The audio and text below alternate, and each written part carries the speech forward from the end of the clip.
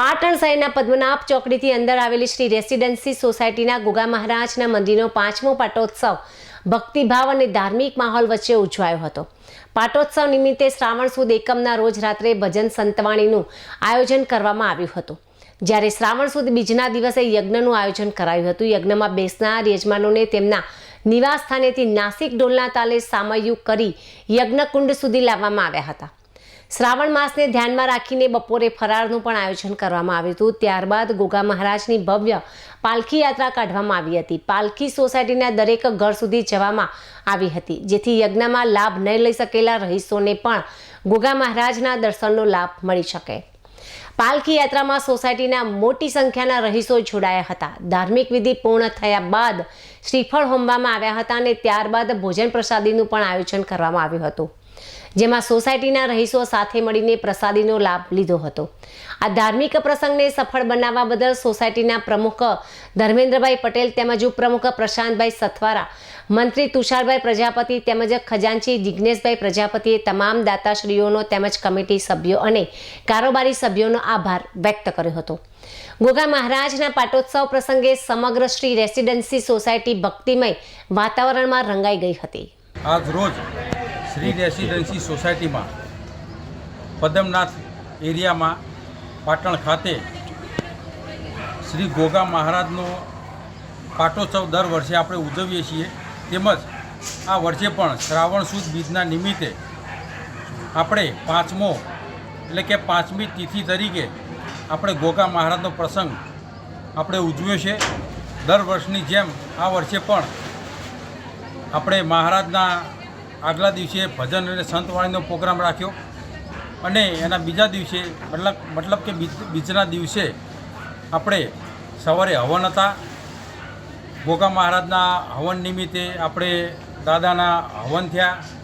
સૌ સોસાયટીના સભ્યો, સોસાયટીની કારોબારી કમિટી અને મારી સાથે બધા જોડાયેલા દાતાઓશ્રીઓ સોસાયટીના સૌ મળી અને આ પ્રસંગને હેમખેમ દીપાવવા માટે સૌએ યથાર્થ મહેનત કરી અને આપણા સોસાયટીના પ્રસંગને શોભાવ્યો। પાટોત્સવના દિવસે એના આગલા દિવસે આપણે ભજન અને સંતવાણી એકમના દિવસે એનું આયોજન કરીએ છીએ। આપણે ભજન સંતવાણીનો ભવ્ય પ્રોગ્રામ પણ રાખીએ છીએ। સાથે સાથે બીજા દિવસે બીજના નિમિત્તે આપણે ગોગા મહારાજનો હવન હોય છે અને જે યજમાન આપણે ઉછામણી કરી છે ધજા અને આપણે જે પાટલો છે, જે યજમાનશ્રી જે બને છે એમને આપણે ઉછામણી કરી અને જે પણ યજમાન બને છે એમને આપણે નાસિકના દેશી ઢોલના વાસ્તે ગાસ્તે આપણે યજમાનને એમના ઘરેથી ગોગા મહારાજની પ્રતિમા એટલે કે ફોટા સાથે આપણે મંદિર સુધી લાવીએ છીએ।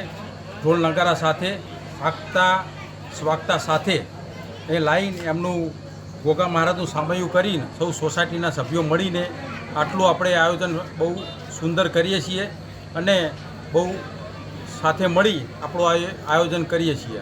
હા, હવનના દિવસે આપણે બપોરે માનો કે આજે બીજા દિવસે બીજ થાય, શ્રાવણ મહિનો ચાલુ થયો છે, દશામાના વ્રત ચાલુ થયા છે, આ બધું ધ્યાનમાં રાખીને આપણે બપોરે એક ફરાળી આપણે એક જમણવાર એવો રાખીએ છીએ અને સાંજે આપણે લાડુની સાથે એક જમણવારની ફૂલ ડીશ સાથે એક આપણે સોસાયટીના સૌ રહીશો સાથે હળી મળીને જમે અને સોસાયટીની એકતા અને એક સંપ જળવાય એવા ઉદ્દેશથી આપણે દર વર્ષે આપણે આપણા ગોગા મહારાજનો પાટોત્સવ આપણે ઉજવીએ છીએ। બીજા દિવસ દરમિયાન આપણે ગોગા મહારાજની પાલખી, જેનો આપણે ઘરે ઘરે સોસાયટીની એક શેરીમાં ફેરવી ઘરે ઘરે સોસાયટીની અને પાલખીને આપણે ઘરે ઘરે લઈ જઈએ છીએ અને ત્યાં લોકો અને સોસાયટીના રહીશો ગોગા મહારાજના વધામણા, ફૂલ, કંકુ અને ચોખાથી વધારે ઘરે ઘરે થાય છે અને એક એવી ભાવનાથી આપણે આ એવું કરીએ છીએ કે ગોગા મહારાજ દર વર્ષે આપણા ઘરે ઘરે પગલાં માંડે અને સોસાયટીના રહીશોની શુદ્ધ સમૃદ્ધિ અને સારા સ્વાસ્થ્ય માટેના આશીર્વાદ મળે એવી ભાવનાથી આપણે આયોજન કરીએ છીએ અને આપણે દર વર્ષની જેમ ઉજવીએ છીએ।